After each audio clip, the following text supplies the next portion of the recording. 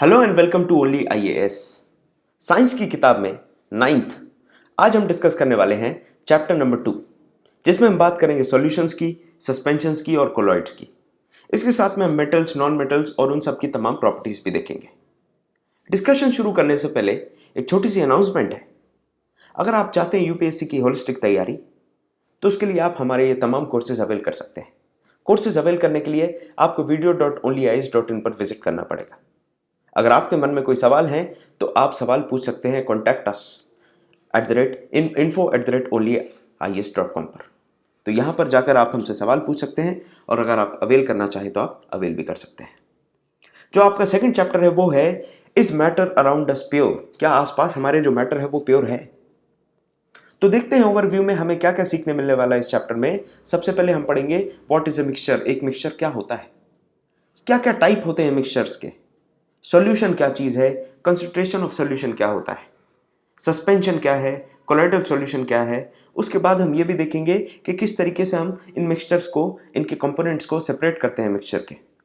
फिर हम देखेंगे फिजिकल और केमिकल चेंजेस के बारे में और फाइनली हम देखने वाले हैं टाइप्स ऑफ प्योर सब्सटेंसेस के बारे में, किस तरीके के प्योर सब्सटेंसेस होते हैं। सामान्य आदमी की बात करूं मैं आपसे, अगर मैं कहूं कि आपको एक ग्लास में पानी देता हूं मैं, आप मुझसे कहेंगे क्या ये साफ है, क्या ये प्योर है? अब प्योर का अर्थ ये है सीधा सीधा कि इसमें कोई सस्पेंडेड इम्प्योरिटी नहीं होनी चाहिए, कोई बैक्टीरिया वायरसेस नहीं होने चाहिए, या फिर एक और तरीके से देखा जाए तो कोई कलर या ऑर्डर नहीं होना चाहिए। उस तरीके से सामान्य लोग प्योर सब्सटेंस की डेफिनेशन समझते हैं, अर्थात उसमें कोई मिलावट ना हो, कोई अडल्ट्रेशन ना हो। लेकिन जब साइंटिस्ट इस चीज़ को एनालाइज करते हैं तो वो ये देखने की कोशिश करते हैं कि कोई पर्टिकुलर मिक्सचर है अगर, या फिर कोई भी पर्टिकुलर चीज़ है, तो उसमें कौन कौन से कंपोनेंट्स, कौन कौन से डिफरेंट सब्सटेंसेस हैं। और अगर वो अलग अलग सब्सटेंसेस हैं तो साइंटिस्ट उस पर्टिकुलर मिक्सचर को, उस पर्टिकुलर सब्सटेंस को प्योर नहीं मानेंगे। तो कॉमन डेफिनेशन, जनरल पर्सन की डेफिनेशन और साइंटिस्ट की डेफिनेशन का डिफरेंस हमने देखा। जैसे अगर सामान्य आदमी से बात करी जाए मिल्क की, तो वो कहेंगे मिल्क अडल्ट्रेटेड नहीं होना चाहिए, उसमें पानी नहीं मिला होना चाहिए, उसमें कोई प्रिजर्वेटिव नहीं मिला होना चाहिए। लेकिन अगर साइंटिफिक लैंग्वेज में बात करें तो मिल्क अपने आप में ही एक मिक्सचर है जिसमें अलग अलग प्रकार की चीज़ें मिली हैं। उसमें वाटर भी है, फैट भी है और प्रोटीन भी है। अब हम मिक्सचर की बात करें तो मिक्सचर जो है उसमें एक से ज़्यादा प्योर सब्सटेंसेस मिलते हैं, एक से ज़्यादा form of matter, pure form of matter मिलते हैं। जैसे बहुत ही सिंपल एग्जांपल है सोडियम क्लोराइड का। जब आप NaCl को पानी में मिला देते हैं तो वो एक मिक्सचर फॉर्म करता है, और हमने देखा भी था कि अगर हमें उनको सेपरेट करना पड़ता था तो हम फिजिकल प्रोसेस का यूज करते थे, जिसको आप कहते हैं इवोपरेशन। एक बात आप समझते हैं कि सोडियम क्लोराइड अपने आप में एक प्योर सब्सटेंस है और इसको और फर्दर फिजिकल प्रोसेसेस से अलग नहीं किया जा सकता अलग अलग केमिकल कॉन्स्टिट्यूएंट्स में। NaCl अपने आप में प्योर सब्सटेंस है। उसी तरीके से शुगर की बात करें तो शुगर भी अपने आप में सब्सटेंस है, जिसमें एक प्योर मैटर आपको देखने मिलता है। इसका कॉम्पोजिशन जो रहेगा वो कहीं पर भी आप देखें, चाहे आप इंडियन शुगर की बात करें या फिर आप क्यूबन शुगर की बात करें या फिर ब्राज़ीलियन शुगर की बात करें, हर जगह आपको जो कॉम्पोजिशन मिलने वाला है शुगर का वो एक जैसा मिलने वाला है। सॉल्ट का जो कॉम्पोजिशन मिलने वाला है वो एक जैसा मिलने वाला है। आगे बढ़े, आप सॉफ्ट ड्रिंक्स के बारे में भी जानते हैं, चाहे सॉफ्ट ड्रिंक की बात करें, मिट्टी की बात करें, ये अपने आप में प्योर सब्सटेंसेज हैं। इनका जो भी सोर्स है ये प्योर सब्सटेंस का, आप देखें कहीं से भी आ रहे हो, लेकिन इनकी जो कैरेक्टरिस्टिक प्रॉपर्टी होने वाली है वो सेम होने वाली है।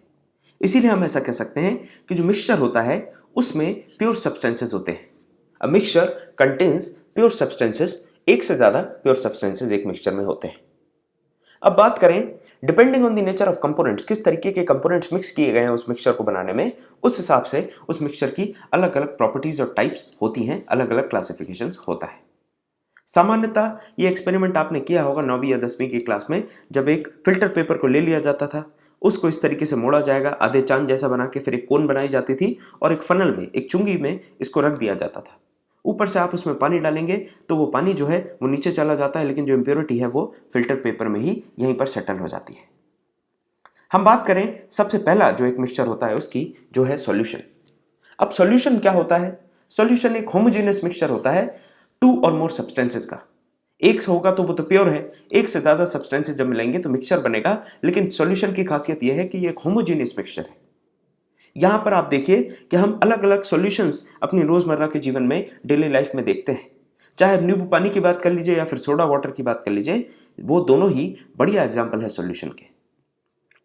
इसमें आप देखेंगे जो सॉल्यूशन है इसमें या तो आपको सॉलिड देखने मिलेगा, लिक्विड देखने मिलेगा या गैस देखने मिलेगा जो उसमें मिला होगा। तो सॉल्यूशंस में हम और गहराई से समझने का प्रयास करते हैं। सॉलिड सॉल्यूशंस भी होते हैं जिनको आप एलॉयज कहते हैं। गैसियस सॉल्यूशंस भी हैं जिसका बहुत ही गजब का एग्जांपल एयर है। जिस सांस हम ले रहे हैं ये भी एक सॉल्यूशन है गैसियस फॉर्म में। अब सॉल्यूशन जो होता है उसमें होमोजेनिटी होती है पार्टिकल लेवल पे। अब इसका मतलब समझिए आप, होमोजेनिटी का अर्थ यह है कि जब आप नींबू पानी पीते हैं तो नींबू पानी अगर आपने 4 ग्लासों में भरा है तो चारों ग्लास में आपको सेम टेस्ट समझ में आएगा। क्यों? क्योंकि वो जो नींबू पानी है उसमें नींबू और पानी को एक प्रॉपर मात्रा में और एक कंसिस्टेंट टेस्ट जो उसके पार्टिकल्स हैं वो इस तरीके से मिक्स हो जाएंगे, शक्कर और नमक इस तरीके से मिक्स हो जाएगा कि आपको कहीं पर भी टेस्ट में फर्क नहीं समझ में आएगा।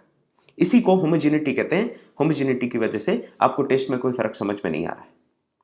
अब यहां पर सॉल्यूशन जो है उसके 2 कंपोनेंट्स होते हैं, एक को कहते हैं सॉल्वेंट और दूसरे को कहते हैं सॉल्यूट। आगे समझते हैं अब ये सॉल्वेंट और सॉल्यूट क्या है। तो जैसे हम एक आसान सा एग्जांपल लेते हैं, आपको नमक और पानी मिलाना है तो जो पानी होगा उसको आप कहेंगे सॉल्वेंट और जो सॉल्वेंट में मिक्स हो रहा है सॉल्ट उसको आप कहते हैं सॉल्यूट। तो यहां से आपको समझ में आ रहा होगा जनरली जो ज़्यादा क्वांटिटी में होता है उसको सॉल्वेंट माना जाता है और जो कम क्वांटिटी में होता है उसको सॉल्यूट माना जाता है। इसी तरीके से आप शक्कर और पानी का भी केस ले सकते हैं। वहां पर शक्कर सॉल्यूट हो जाएगा और वाटर जो है वो सॉल्वेंट हो जाएगा और उससे आपको सॉल्यूशन मिलने वाला है नमक और पानी का या शक्कर और पानी का। हम बात करें कुछ और सॉल्यूशंस की, जैसे सॉल्यूशन शुगर और वाटर का आप करेंगे तो जो सॉलिड है वो है शुगर और लिक्विड वाटर है, लेकिन जो आपको सॉल्यूशन मिलता है वो लिक्विड सॉल्यूशन मिलने वाला है।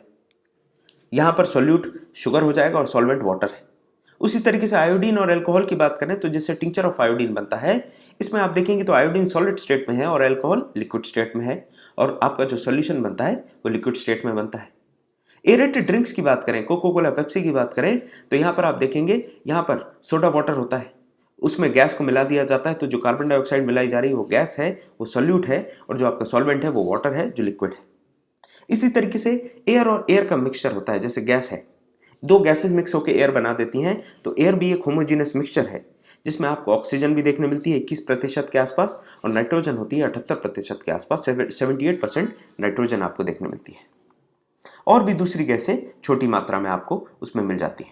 हम बात करें आगे प्रॉपर्टीज ऑफ सॉल्यूशन की जो बहुत ज़्यादा ज़रूरी है। यहाँ पर आप देखेंगे जो पार्टिकल्स हैं सॉल्यूशन के उसकी साइज 1 नैनोमीटर से कम होती है, मतलब 10⁻⁹ मीटर से कम होती है उसका डायमीटर। इसका मतलब ये है कि आप उनको नेकेड आई से नहीं देख सकते, आप उनको नंगी आंखों से नहीं देख सकते, आपको ज़रूरी है उनके लिए एक प्रॉपर इंस्ट्रूमेंट्स का यूज़ करना, तभी जाके आप सॉल्यूशन के पार्टिकल्स देख सकते हैं। अब इनकी पार्टिकल इतनी स्मॉल होने की वजह से ये जो बीम ऑफ लाइट होती है उसको स्कैटर नहीं करते। जो बीम ऑफ लाइट अगर आप सॉल्यूशन से इस तरीके से ग्लास में आप नमक और पानी का सॉल्यूशन बना के रखेंगे और बीम ऑफ लाइट को जब आप पास करेंगे तो वो स्कैटर नहीं करेंगे। इसका मतलब ये है कि उसकी जो पार्टिकल साइज है ये बहुत छोटी है और इसी वजह से ये लाइट के पाथ में आते हैं तो ये विजिबल नहीं होते हैं सॉल्यूशन के पार्टिकल्स। सॉल्यूट पार्टिकल्स को आप सेपरेट नहीं कर सकते हैं। सामान्य ये जो आपके प्रोसेसेस होते हैं फिजिकल लेवल पे जैसे फिल्ट्रेशन है, उससे आप सॉल्यूट पार्टिकल्स को सॉल्वेंट पार्टिकल से अलग नहीं कर सकते। ना ही अगर आप उनको अनडिस्टर्ब्ड रख देंगे तो सॉल्यूट के पार्टिकल नीचे सेटल डाउन कर जाएंगे। इसका मतलब यह है कि सॉल्यूशन बहुत ही ज़्यादा स्टेबल होता है। आगे हम बात करें तो सॉल्यूशन जो है इसमें रिलेटिव प्रोपोर्शन होता है सॉल्यूट और सॉल्वेंट का। जैसे जैसे आप सॉल्यूट की मात्रा को बढ़ाते जाएंगे या सॉल्वेंट की मात्रा को बढ़ाते या घटाते जाएंगे उस हिसाब से इनकी चीज़ें चलती हैं, इनका जो प्रोपोर्शन है वो चलता है। अगर आप देखिए कि सॉल्वेंट की मात्रा ज़्यादा है सॉल्यूट की कम है तो वो डाइल्यूट हो जाएगा आपका सॉल्यूशन, और दूसरी तरफ जब सॉल्वेंट की मात्रा जो है वो कम है और सॉल्यूट की मात्रा ज़्यादा है तो वहाँ कंसंट्रेशन हो जाएगा। उसी तरीके से सैचुरेशन आ जाता है जब जो sufficient amount of solute solvent में घुल जाता है उससे ज़्यादा डिसॉल्व नहीं हो सकता। ये जो डाइल्यूट और कॉन्सेंट्रेट जो टर्म्स मैं बता रहा हूँ ये भी कंपैरेटिव हैं, सॉल्वेंट और सॉल्यूट की मात्रा पर प्रोपोर्शन पर डिपेंड करते हैं। जिस तरीके से हमें अमाउंट ऑफ सॉल्ट शुगर या फिर बेरियम क्लोराइड देखना पड़ता है, कितना एक रूम टेम्परेचर पे ये सॉल्ट शुगर या बेरियम क्लोराइड डिसॉल्व होगा, उसी तरीके से हम ये सारी चीज़ें पता लगाते हैं, इनका कंसंट्रेशन डाइल्यूशन या सैचुरेशन पता लगाते हैं। जैसे कि एक पर्टिकुलर टेम्परेचर पे सॉल्यूशन के अंदर कितना सॉल्यूट डिसॉल्व हो सकता है उसकी कैपेबिलिटी को कहते हैं आप सैचुरेटेड सॉल्यूशन। अगर मान के चलिए उस पर्टिकुलर टेम्परेचर पे maximum amount of solute dissolve हो गया, उसके बाद सोल्यूट डिसॉल्व नहीं हो रहा है, तो वहाँ से हम कह सकते हैं कि जो सॉल्यूशन है वो सैचुरेशन पे पहुंच चुका है। दूसरे शब्दों में अगर कहना चाहूँ मैं, तो अगर एक से ज़्यादा सोल्यूट है और उनको आपको डिसॉल्व करना है एक सॉल्यूशन में किसी एक पर्टिकुलर टेम्परेचर पे, तो उसी चीज़ को आप कहते हैं सैचुरेटेड सॉल्यूशन। अब एक और टर्म आता है जिसको आप कहते हैं सॉल्युबिलिटी। इसका मतलब होता है कि एक पर्टिकुलर टेम्परेचर पे सॉल्यूशन के अंदर कितना सॉल्यूट प्रेजेंट है, तो वो कहलाएगा आपका सॉल्युबिलिटी।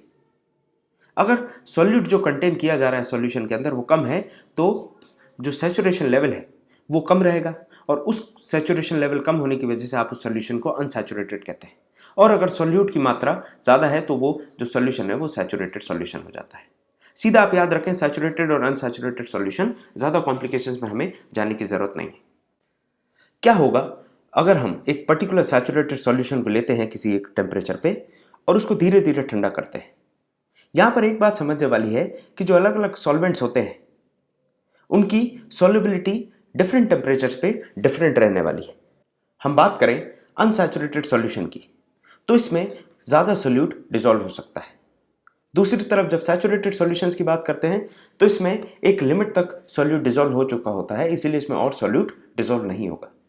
सुपर सैचुरेटेड सॉल्यूशन की अगर हम बात करें तो यहाँ पर जो सॉल्यूशन है अगर उसको और ज़्यादा हम सोल्यूट मिक्स करेंगे तो अनस्टेबल हो सकता है, आपको क्रिस्टल फॉर्म देखने मिल जाएगा यहाँ पर नीचे। तो ये बेसिक डिफरेंसेस होते हैं और ये टाइप ऑफ सॉल्यूशन होते हैं, सैचुरेटेड, अनसैचुरेटेड और सुपर सैचुरेटेड। ये आपको 3 टाइप्स ऑफ सॉल्यूशन याद रखना है। आगे हम देखते हैं सस्पेंशन क्या होता है। What is suspension? A suspension is a heterogeneous mixture. अब एक तरफ आप होमोजेनस मिक्सचर पढ़ चुके हैं, अब ये हेटेरोजेनस क्या है ये हम समझ देते हैं। यहाँ पर जो सॉल्यूट के पार्टिकल्स हैं वो अच्छी तरीके से डिसॉल्व नहीं होने वाले हैं, वो आपको अलग से सस्पेंडेड दिख जाएंगे। They are easily visible by naked eyes. जैसे पानी में आप रेत मिला दीजिए, वाटर एंड सैंड, जब पानी में आप रेत मिलाएंगे तो जो चीज़ बनेगी वो एक सस्पेंडेड सॉल्यूशन बनने वाला है। यहाँ पर आप देखिए जो पार्टिकल्स हैं वो नेकेड आइज से आप देख सकते हैं। जब आप लाइट की बीम थ्रो करेंगे उस सस्पेंशन पे तो अलग से जो बीम ऑफ लाइट है उसका पाथ विजिबल होने वाला है, मतलब ये टिंडल इफेक्ट को सपोर्ट करते हैं। साथ में एक और चीज़ देखें, ये जो सॉल्यूट पार्टिकल्स हैं ये सेटल डाउन हो जाते हैं अगर आप सस्पेंशन को ज़्यादा देर तक अनडिस्टर्ब रखते हैं। इससे ये समझ में आता है कि जो सस्पेंशन है वो अनस्टेबल है, और इसी वजह से इनको सामान्य फिजिकल मेथड से जैसे फिल्ट्रेशन आप सेपरेट कर सकते हैं। जो पार्टिकल्स हैं वो सेटल डाउन हो जाएंगे, उसके बाद आप आसानी से उनको छान सकते हैं।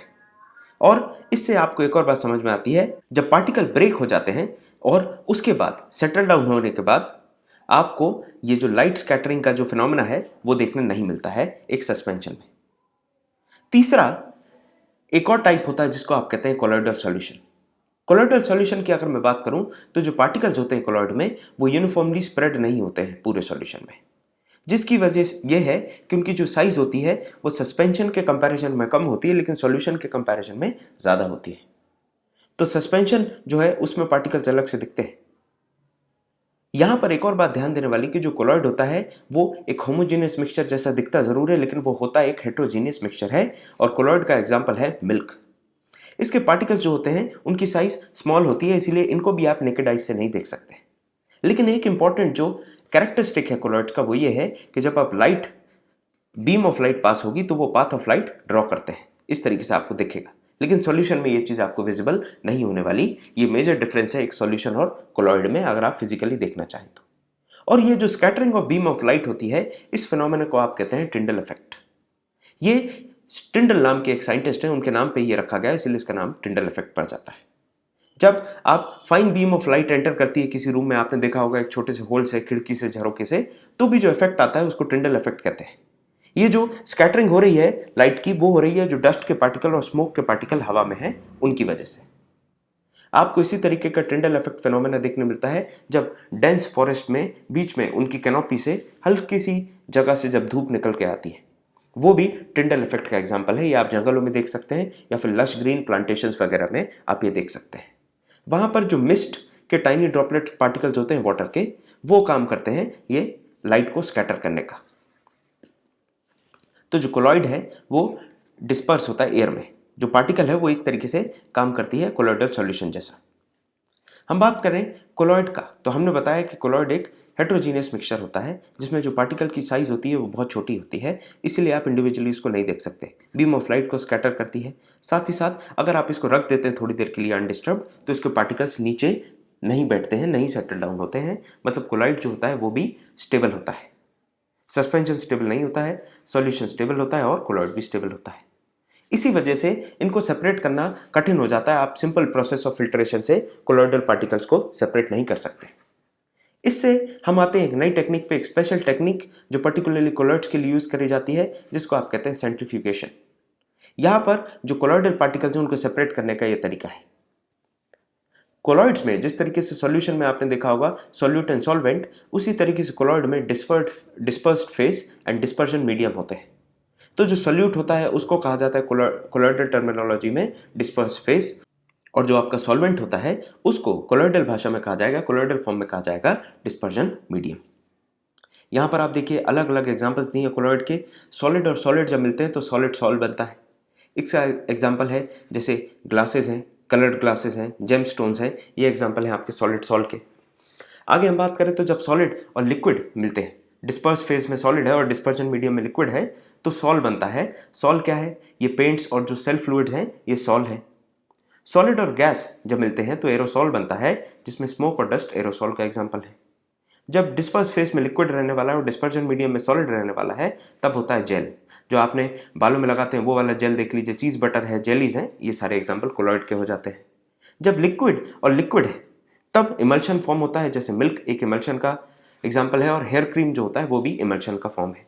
इमल्शन पेंट्स भी आते हैं। आगे हम देखें लिक्विड और गैस का, तो अगर डिस्पर्स फेस लिक्विड है और डिस्पर्जन मीडियम गैस है तो एरोसॉल बनेगा, जिसका एग्जांपल है फॉग, मिस्ट, क्लाउड, इंसेक्टिसाइड स्प्रेस, ये सारे भी एरोसॉल के एग्जांपल हैं। जब गैस और सॉलिड मिलते हैं तो सॉलिड सॉल्ट बनता है, जिसका एग्जांपल है प्यूमिक स्टोन और फोम रबर। तो जो फोम रबर और प्यूमिक स्टोन है ये एग्जांपल है आपके गैस और सॉलिड के।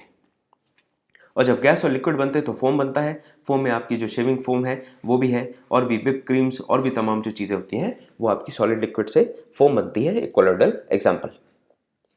हम बात करें किस तरीके से हम सेपरेट करते हैं मिक्सचर्स को, how to separate the components of a mixture. तो नेचुरल सब्सटेंसेस जो होते हैं वो केमिकली प्योर तो होते नहीं है, इसीलिए हमें डिफरेंट मेथड यूज करने पड़ते हैं उनको इंडिविजुअल कंपोनेंट्स को अलग करने के लिए। और सेपरेशन जो है वो पॉसिबल करता है हमें उनकी प्रॉपर्टी स्टडी करने में, उनके इंडिविजुअल कंपोनेंट्स को बाहर निकालने में और अलग करने में। जैसे अगर मैं बात करूं किसी पर्टिकुलर इंक की, ब्लू ब्लैक इंक है, तो इंक में आप जानते हैं कि आपका जो सॉल्वेंट होता है वो वाटर होता है, जो सॉल्यूट होता है वो इंक होता है। तो यहाँ पर अगर मैं सिंपल एवापोरेशन करूं तो जो वाटर है वो एवापोरेट हो जाएगा और बाकी जो बचेगा वो इंक मिल जाएगी। इस तरीके से मैं एवापोरेशन के प्रोसेस से जो वाटर और इंक का एक मिक्सचर है उसको सेपरेट कर सकता हूँ। आज के समय में जब आप दूध लेने जाते हैं तो आपसे दूध वाला पूछता है भाई साहब कौन सा दूध चाहिए आपको, फुल क्रीम चाहिए है या टोन्ड या डबल टोन्ड, किस तरीके का दूध आपको चाहिए। क्योंकि आपको पता है आजकल इस तरीके की वैरायटी ऑफ मिल्क मिलने लगे हैं पॉली बैग के पैकेट में या टेट्रा पैक्स में। ये जो वैरायटी ऑफ मिल्क है ये फैट के अमाउंट को वेरी करके इनकी वैरायटी जनरेट की जाती है। जिस तरीके से आपका फैट का अमाउंट वेरी होगा उस हिसाब से आपका वैरायटी तैयार हो जाएगी। यहाँ पर आप देखेंगे कुछ सॉलिड पार्टिकल ऐसे होते हैं लिक्विड में जो आराम से आप छान सकते हैं, और कुछ ऐसे होते हैं जो फिल्टर पेपर से भी निकल जाते हैं। तो यहां पर जो डिफरेंस होता है इसके लिए ही हमें सेंट्रीफ्यूज का यूज करना पड़ता है, सेंट्रीफ्यूगेशन का यूज करना पड़ता है। कुछ पार्टिकल्स को आप फिल्ट्रेशन टेक्निक से रिमूव कर सकते हैं, लेकिन कुछ पार्टिकल्स फिल्ट्रेशन से रिमूव नहीं होते हैं। तो यहां पर ऐसे मिक्सचर जो फिल्ट्रेशन से रिमूव नहीं हो रहे हैं उनके लिए आप सेंट्रीफ्यूगेशन करते हैं। समझे अगर सेंट्रीफ्यूगेशन के बारे में तो क्या प्रिंसिपल है इसका। सीधा सामान्य सा प्रिंसिपल है कि जो डेंसर पार्टिकल्स होते हैं उनको बॉटम में फोर्स कर दिया जाता है, उनको नीचे बैठा दिया जाता है, और जो लाइटर पार्टिकल्स होते हैं उनको ऊपर रखा जाता है, they are kept at the top. तो वो घुमाते जाएंगे आप, और जो हैवी पार्टिकल्स हैं वो नीचे चले जाएंगे, उनको फोर्स किया जाता है नीचे की तरफ, और जो लाइट है उनको ऊपर की तरफ। इस पर्टिकुलर ये जो तरीका है सेंट्रीफ्यूगेशन का, इसको यूज किया जाता है लेबोरेटरीज में ब्लड और यूरिन टेस्टिंग के लिए। साथ में डेयरीज में भी यूज किया जाता है। अगर आपको बटर निकालना है क्रीम में से तो आप इस पर्टिकुलर मेथड का यूज करते हैं। वॉशिंग मशीन भी इसी तरीके का मेथड यूज करती है कपड़े सुखाने के लिए। तो सेंट्रीफ्यूगेशन के बहुत ज्यादा एप्लीकेशंस है अलग अलग जगह पे। हम बात कर रहे हैं किस तरीके से हम दो मिक्सचर में से अलग अलग कंपोनेंट्स को निकाल सकते हैं। इमिसिबल लिक्विड मतलब दो लिक्विड जो एक दूसरे में मिल नहीं रहे हैं, उनको अगर हमें अलग निकालना है तो हम कैसे निकालेंगे। अगर दो अलग मिक्सचर में लिक्विड्स है, जैसे ऑयल और वाटर है, दोनों को मिक्स करेंगे आप तो मिक्स नहीं होते हैं, ऑयल ऊपर तैरता रहेगा और वाटर जो है वो नीचे बैठ जाएगा डिपेंडिंग ऑन द डेंसिटीज। अब इनका अगर एक्सट्रैक्शन करना है तो क्या प्रोसेस होना चाहिए, या फिर आप आयरन की बात करें, आयरन को आयरन ओर से निकालना है तो क्या प्रोसेस होना चाहिए। तो जैसे ही आप आयरन को गर्म करेंगे तो depending on the densities iron नीचे आ जाएगा, जो इंप्योरिटीज है वो ऊपर तैरने लगेंगी, तो आराम से आप उनको स्किम ऑफ कर सकते हैं। उन इंप्योरिटीज को कहा जाता है स्लैग ऑफ आयरन ओर। और सिमिलरली यहाँ पर देखिए, जब दो इमिसिबल लिक्विड्स को आपको अलग करना है तो मान के चलिए वाटर और केरोसिन ऑयल है, तो जो केरोसिन ऑयल है वो ऊपर तैरता रहेगा। आपने स्टॉप कॉक खोलेंगे तो धीरे धीरे ये वाटर जो है नीचे चला जाएगा, और जैसे ही केरोसिन आए आप इसको बंद कर दीजिए, तो आपको एक जगह मिल जाएगा वाटर और दूसरी जगह आपको मिल जाएगा केरोसिन ऑयल। तो इस तरीके से हम सेपरेट कर सकते हैं इमिसिबल लिक्विड्स को। हम देखें कि नमक और कैम्फर, मतलब कपूर और नमक को किस तरीके से हम अलग कर सकते हैं। तो कपूर की एक खासियत है कि कपूर जो है सॉलिड स्टेट से डायरेक्टली गैसियस स्टेट पे पहुंच जाता है, सब्लाइम होता है। इसीलिए हम यहाँ पर जो प्रोसेस यूज करेंगे उसको कहते हैं सब्लिमेशन प्रोसेस। इसी तरीके का प्रोसेस आप यूज करते हैं अमोनियम क्लोराइड में, नैप्थलीन या फिर एंथ्रासीन में, जिसमें क्या होने वाला है, इस मिक्सचर को रखा जाएगा एक चाइना डिश में, उसको गर्म किया जाएगा, उल्टा करके एक फनल लग दिया जाएगा और फनल का जो एंड है उस पर एक कॉटन का प्लग लगा दिया जाएगा, रुई लगा दी जाएगी। जैसे ही आप इसको हीट करेंगे तो जो सॉलिड सब्लाइम पार्टिकल है वो एकदम से गैस में कन्वर्ट होगा और यहाँ पे जाके सॉलिड बन के डिपॉजिट हो जाएगा। इस तरीके से आपको ये सॉलिडिफाइड अमोनियम क्लोराइड मिल जाएगा या फिर कैम्फर मिल जाएगा। और ये तरीका होता है सॉल्ट और कैम्फर को अलग करने का। इसी तरीके से अगर बात करी जाए इंक की, एक ब्लैक इंक है तो ब्लैक इंक में क्या होने वाला है, ब्लैक डाई होने वाली और वाटर होने वाला है। लेकिन क्या ब्लैक डाई में सिर्फ ब्लैक डाई होती है? जनरली इंक में एक से ज़्यादा इंक्स को डिसॉल्व करा जाता है, सॉल्यूट में एक से ज़्यादा इंक होती है। इसीलिए इसको निकालने के लिए, इसको अलग करने के लिए एक अलग मेथड यूज होता है जिसको आप कहते हैं क्रोमैटोग्राफी। क्रोमैटोग्राफी में क्या होगा, आप इंक को ले लीजिए एक पर्टिकुलर वेसल में, फ्लास्क में लेके वहाँ पर आप पेपर, जो आपका बटर पेपर, जो आपका फिल्टर पेपर होता है, उसको आप इस तरीके से सस्पेंड कर दीजिए। ये देखिए फिल्टर पेपर की स्ट्रिप को रख दिया गया है और यहाँ पर इंक की एक ड्रॉप आप डालेंगे तो धीरे धीरे जो अलग अलग कलर्स होंगे वो अलग अलग आपको सेपरेटेड दिख जाएंगे। ये जो मेथड होता है इसको आप कहते हैं क्रोमैटोग्राफी। तो क्रोमैटोग्राफी आपको समझ में आ गया, ये मेथड है जिससे आप कंपोनेंट्स को अलग से सेपरेट कर सकते हैं मिक्सचर के। आगे हम बात करें आप कैसे दो मिसेबल लिक्विड्स को, दो मिसेबल मतलब होता है एक दूसरे में मिल जाने वाले लिक्विड्स को कैसे बाहर निकालेंगे, कैसे सेपरेट करेंगे। तो उसके लिए जो मेथड यूज होता है उसको आप कहते हैं डिस्टिलेशन। डिस्टिलेशन मेथड यूज होता है जब दो मिसेबल लिक्विड्स को आपको अलग करना होता है। और उनको अलग करने का एक सीधा साधा तरीका है, उनका जो बॉइलिंग पॉइंट रहने वाला है वो अलग रहने वाला है। अगर बॉइलिंग पॉइंट अलग है तो आप आराम से उनको उबालेंगे, जो पहला बॉइलिंग पॉइंट जिसका कम होगा वो पहले बॉयल हो जाएगा, उसको आप बॉयल करके यहाँ पर कंडेंस करिए और कंडेंस करके यहाँ कलेक्ट कर लीजिए, तो आपको दो मिसेबल लिक्विड्स अलग अलग मिल जाएंगे। अगर हम बात करें उनके डिफरेंस ऑफ बॉइलिंग पॉइंट्स के, अगर उनके बॉइलिंग पॉइंट का जो डिफरेंस है वो 25 केल्विन के आसपास है, 25 केल्विन के आसपास मतलब 25 केल्विन या उससे कम, तो आपको एक और मेथड एडवांस यूज करना पड़ेगा जिसको आप कहते हैं फ्रैक्शनल डिस्टिलेशन। तो सिंपल डिस्टिलेशन जब यूज होगा जब दोनों के बॉइलिंग पॉइंट में 25 केल्विन से ज़्यादा का फर्क है, और अगर 25 केल्विन से कम का फर्क है तो आप यूज करेंगे फ्रैक्शनल डिस्टिलेशन को। इसमें एक थोड़ा सा डिफरेंस ये आता है कि आप एक फ्रैक्शनल डिस्टिलेशन वाला अपैरेटस बीच में लगा देंगे और वो धीरे धीरे अलग अलग टेम्परेचर पे इन लिक्विड्स को ठंडा करता जाएगा डिस्टिलेशन फ्लास्क में पहुंचने से पहले, और इससे आपको अलग अलग लिक्विड्स मिल जाएंगे। और यहां पर आप देखेंगे तो बीच में ग्लास बीड्स होती हैं जो कि सरफेस प्रोवाइड कर देती हैं उन वेपर्स को कूल डाउन करने के लिए, कंडेंस होने के लिए। ये जो सेंट्रीफ्यूगल ये जो तरीका होता है डिस्टिलेशन का, जिसमें डिस्टिलेशन टावर का यूज किया जाता है, ये पेट्रोलियम के डिस्टिलेशन में भी बहुत ज़्यादा यूज होता है। यहाँ पर एक टेबल दी गई है मिक्सचर्स और कंपाउंड्स के बीच के डिफरेंस की, इसको हम समझते हैं। पहले बताया गया है कि जो एलिमेंट्स और कंपाउंड्स होते हैं वो मिक्स एक सिंपल से मिक्सचर होते हैं, इसमें कोई नया कंपाउंड फॉर्म नहीं होता है। लेकिन अगर आप कंपाउंड्स की बात करें तो वो ऑल टुगेदर नए होते हैं, जिससे आपको समझ में आएगा कि उनकी जो कैरेक्टरिस्टिक प्रॉपर्टी होती है वो अलग रहने वाली है पुराने जो मिक्सचर है उनसे। यहाँ पर जब आप मिक्सचर्स बनाते हैं तो इसमें प्रॉपर्टी में कोई डिफरेंस नहीं आता है। मिक्सचर में जो कॉम्पोजिशन होता है वो वेरिएबल रहता है, लेकिन कंपाउंड में जो कॉम्पोजिशन रहेगा वो फिक्स रहने वाला है। साथ ही साथ आप देखें जो कॉन्स्टिट्यूएंट्स होते हैं वो उनको सेपरेट करना भी बहुत आसान होता है। फिजिकल मेथड से आप सेपरेट कर सकते हैं मिक्सचर के कॉन्स्टिट्यूएंट्स को। लेकिन अगर कंपाउंड के कॉन्स्टिट्यूएंट्स को आपको अलग करना है तो आपको केमिकल या इलेक्ट्रोकेमिकल रिएक्शंस का यूज करना पड़ता है। अब यहां पर हम बात करेंगे हम गैसेस को कैसे अलग कर सकते हैं एयर में से। तो अगर आपको एयर में से ऑक्सीजन नहीं चाहिए तो आप कैसे करेंगे? उसके लिए भी आप फ्रैक्शनल डिस्टिलेशन के यूज करते हैं। पहले नंबर तो आप गैस को लेंगे और उसको कंप्रेस करेंगे, ठंडा करेंगे और कंप्रेस करेंगे। जैसे ही आप उसको कंप्रेस करते हैं और ठंडा करते हैं तो वो लिक्विड फॉर्म में चेंज हो जाएगा। लिक्विड को फिर आप धीरे धीरे गर्म करेंगे और गर्म करने के साथ आप उसको फ्रैक्शनल डिस्टिलेशन कॉलम से पास करेंगे। यहां पर जैसे ही आप पास करेंगे तो अलग अलग हाइट्स पे आपको अलग अलग एयर मिल जाएगी depending on their boiling points. इससे आपको गैस मिल जाएगी। यहाँ पर देखिए यही बताया है कि एयर को अंदर लेके यहाँ पर प्रेशर बढ़ाया जाएगा। प्रेशर बढ़ाने के बाद उसको क्या करते हैं हम कूल करते हैं। कूल करने के बाद आप देखिए किस तरीके से ये जो कंप्रेस्ड कोल्ड एयर है ये नीचे जाएगी सेपरेटर में, जहाँ से कार्बन डाइऑक्साइड जो है वो ड्राई गैस के फॉर्म में बाहर निकल गई।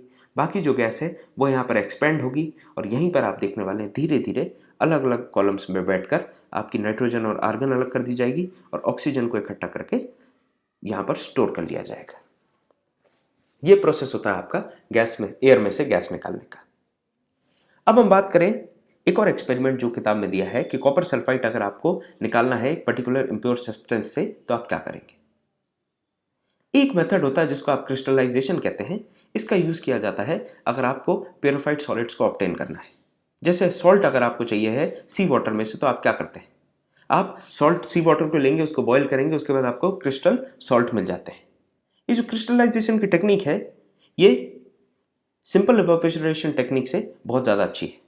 जनरली जो सिंपल इवेपोरेशन टेक्निक होती है उसमें सॉलिड डिकम्पोज होने लगता है। जैसे आप शुगर को अगर इवेपोरेशन के तौर पे गर्म करने का प्रयास करेंगे तो उसकी चारिंग होने लगती है। चारिंग का मतलब वो काली पड़ने लगती है, जलने लगती है। इसके अलावा ड्राइनेस भी आने लगती है अगर आप सॉलिड डिकम्पोजिशन करते हैं, जो कि इवेपोरेशन में जनरली होता है।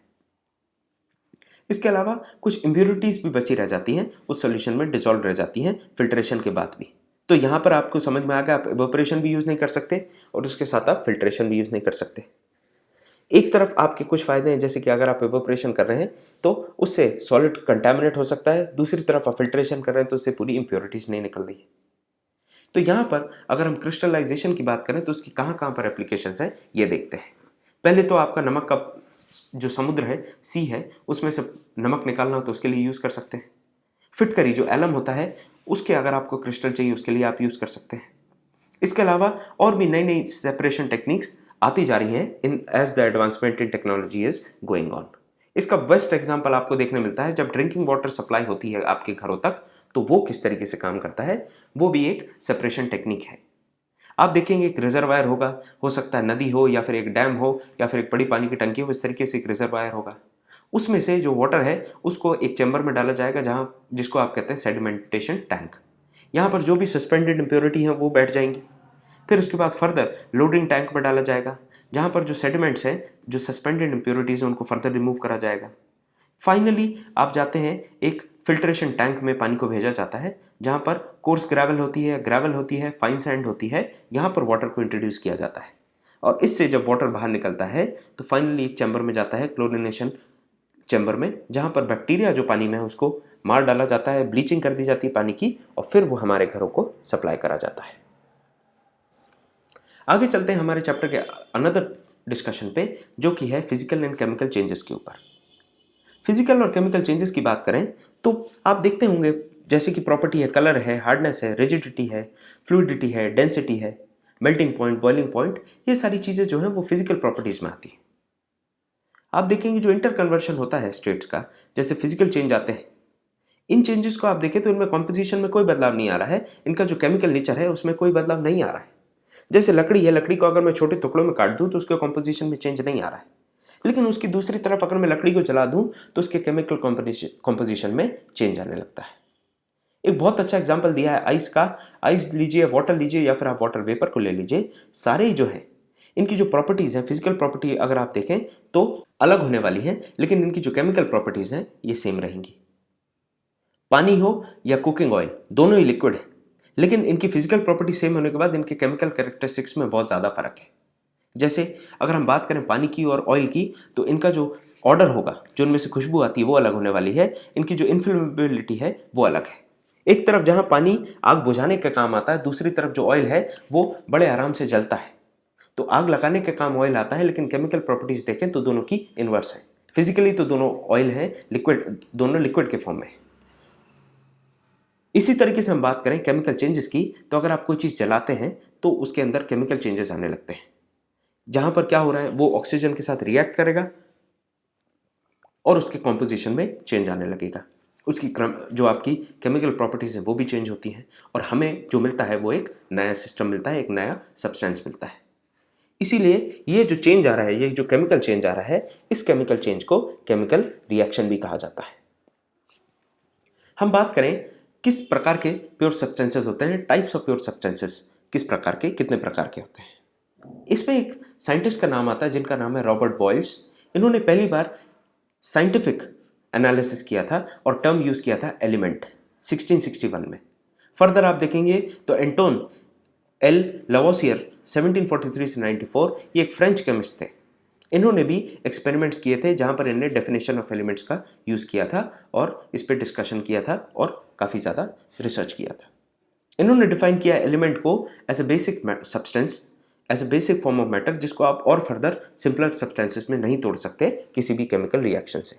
तो ये एटोने लवोसियर ने ये बताया था।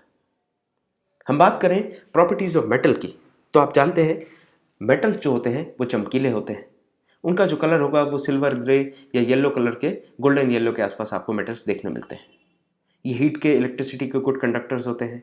आप डक्टिलिटी, मतलब तार भी बनाए जा सकते हैं मेटल के, जो आपके घर में फिटिंग्स देखी होंगी आपने, उसमें कॉपर वायर या एल्यूमिनियम वायर यूज़ किया जाता है। मेलिबिलिटी भी होती है, शीट्स बना सकते हैं, जो आपके घर में आपने दरवाजे लगाते हैं उसमें जो चादर लगती, शीट लगती है, वो इसीलिए बन पाई क्योंकि जो मेटल है वो मेलिबल था। साथ में अगर आप कभी भी किसी भी लोहे की चीज़ में कुछ मारेंगे, जैसे आपने देखा होगा स्कूल में जो घंटी लगी होती है टन टन टन वाली, तो मेटल के ऊपर जब मेटल को आप हिट करते हैं तो एक रिंगिंग साउंड आता है, उसको आप कहते हैं सोनोरस। तो ये वाली प्रॉपर्टीज भी मेटल में आपको देखने मिलती है। मेटल्स के एग्जाम्पल भी आप जानते हैं, गोल्ड, सिल्वर, कॉपर, आयरन, ये सारी चीज़ें जो हैं आपके, ये मेटल्स के एग्जाम्पल हो जाते हैं। मरकरी मात्र एक ऐसा मेटल है जो रूम टेम्परेचर में लिक्विड फॉर्म में रहता है, नहीं तो सारे मेटल्स जो हैं वो आपको सॉलिड फॉर्म में मिलेंगे। अब हम समझते हैं प्रॉपर्टीज ऑफ नॉन मेटल को। तो जो नॉन मेटल्स हैं उनमें आपको कलर वैरायटी मिलेगी, बहुत सारे कलर्स मिलेंगे। साथ में ये पूरा कंडक्टर होते हैं हीट और इलेक्ट्रिसिटी के। इनमें चमक भी नहीं होती है, इनको अगर आप पीटेंगे तो इनसे आवाज़ भी नहीं आएगी, ना इनकी आप शीट्स बना सकते हैं, ना इनसे वायर बना सकते हैं।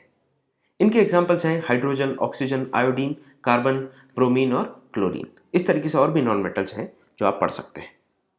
हम बात करें, कुछ और एलिमेंट्स भी होते हैं जिनकी प्रॉपर्टीज इंटरमीडिएट होती हैं, मतलब आपके मेटल और नॉन मेटल्स के बीच में इनकी प्रॉपर्टीज होती हैं, और इन सब्सटेंसेस को आप मेटलॉइड कहते हैं। मेटलॉइड्स का एग्जाम्पल है बोरॉन, सिलिकॉन और जर्मेनियम। इसीलिए ये सेमीकंडक्टर का भी काम करते हैं। जो जर्मेनियम और सिलिकॉन है, they are a very popular example of semiconductors. और आगे देखते हैं और आगे चीज़ें समझते हैं। तो लगभग 100 के आसपास एलिमेंट्स अभी तक हम डिस्कवर कर चुके हैं, अभी हमें पता है, जिसमें से 92 जो है वो नेचुरली अकर करते हैं और बाकी की जो है वो ह्यूमन ने बनाए हैं, मैन मेड है। ज़्यादातर एलिमेंट सॉलिड स्टेट में है। 11 एलिमेंट्स ऐसे हैं जो गैसियस स्टेट में मिलेंगे आपको रूम टेम्परेचर में। 2 एलिमेंट्स ऐसे हैं जो रूम टेम्परेचर में लिक्विड के फॉर्म में होते हैं, जिनमें आपके मरकरी और ब्रोमीन आता है।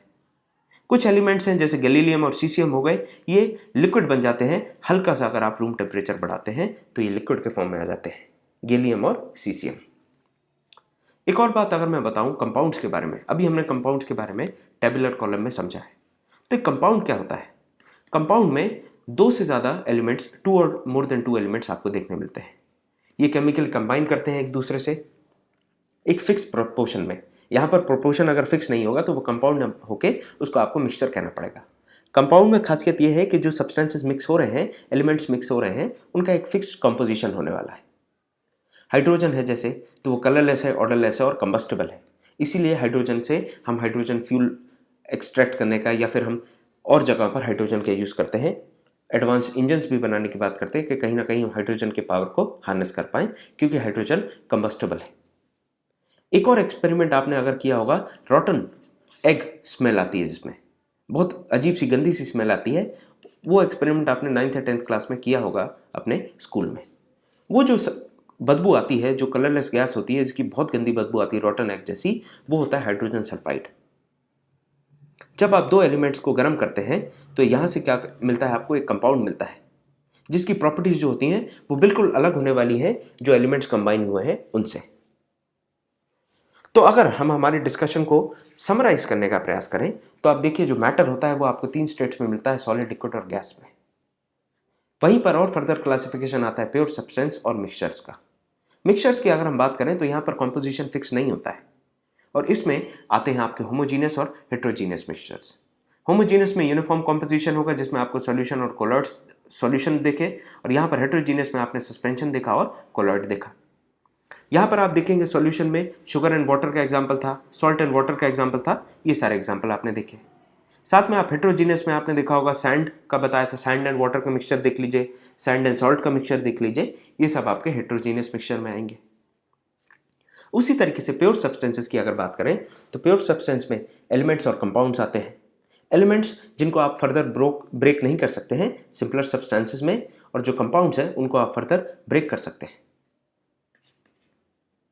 यहाँ पर जो आपके कंपाउंड जब आप ब्रेक करते हैं तो आपको एलिमेंट्स मिलेंगे, लेकिन ब्रेक करने के लिए आपको केमिकल या इलेक्ट्रोकेमिकल प्रोसीजर्स का यूज़ करना पड़ेगा। कंपाउंड्स के एग्जाम्पल हैं वाटर, मीथेन, शुगर, सॉल्ट। जो एलिमेंट्स हैं उनके एग्जाम्पल है कॉपर, ऑक्सीजन, आयरन, मर्करी। ये सारी चीज़ें आपके एग्जाम्पल्स हो जाते हैं एलिमेंट्स के। तो यहाँ पर हमारा सेकंड चैप्टर का डिस्कशन कंप्लीट होता है। हमने सॉल्यूशन के बारे में पढ़ा, सस्पेंशन के बारे में पढ़ा, कोलॉइड के बारे में पढ़ा, इनकी प्रॉपर्टीज़ पढ़ी, फिर मेटल की प्रॉपर्टीज़, नॉन मेटल्स की प्रॉपर्टीज़ और मेटलॉइड्स की प्रॉपर्टीज़ भी हमने देखी। साथ ही साथ हमने तरीके भी देखे किस तरीके से हम सेपरेट कर सकते हैं, फिल्ट्रेशन, एवेपोरेशन, क्रोमेटोग्राफी, फिर उसके बाद डिस्टिलेशन, फिर उसके बाद हमने देखा डिस्टिलेशन में जो कॉलम्स होते हैं उसके बारे में, फिर हमने क्रिस्टलाइजेशन भी समझा और सेंट्रिफिकेशन भी देखा हमने। अब परंपरा अनुसार आप स्लाइड को पॉज करें और सवालों के जवाब देने का प्रयास करें।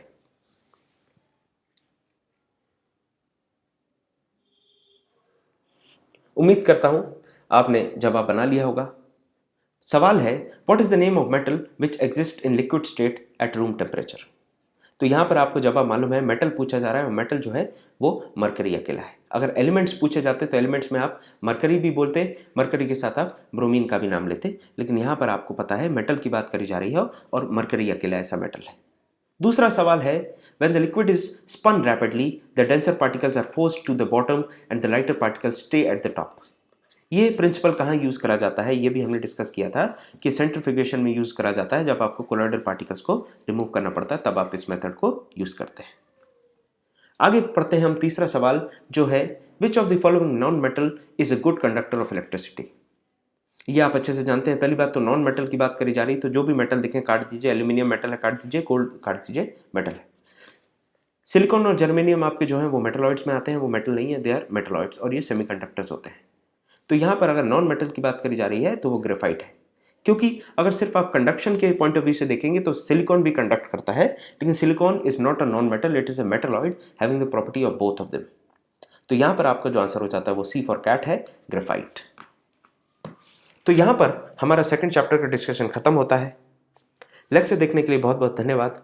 ओनली आइस के साथ बने रहिए। Thank you for watching.